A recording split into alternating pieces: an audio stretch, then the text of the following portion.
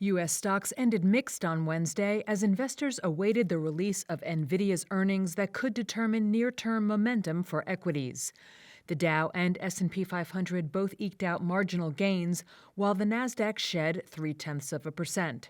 Shares of Nvidia, which closed down more than 2.5%, surged 10% after the closing bell after it forecast fiscal first quarter revenue above estimates on robust demand for its industry-leading artificial intelligence chips.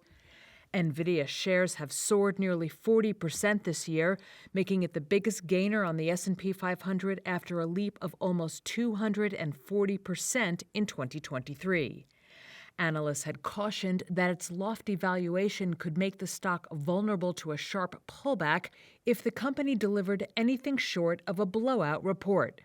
George Ball, chairman of Sanders Morris Harris, thinks such scrutiny is overblown given the still nascent field of generative AI. The Nvidia phenomenon is almost like the Taylor Swift tour. It's attracted a great deal of attention, and really the logical part of me wonders why. I guess emotionally, you can say Nvidia is a precursor of what's going to happen in the next 30 years.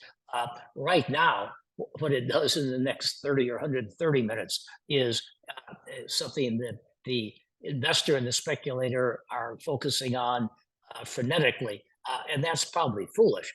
Among other movers, Palo Alto Networks plunged more than 28% after the cybersecurity firm forecast third quarter billings below analyst estimates. And Amazon edged up nearly 1%, with the company set to join the Dow next week, replacing Walgreens Boots Alliance, which saw its shares decline 2.5%.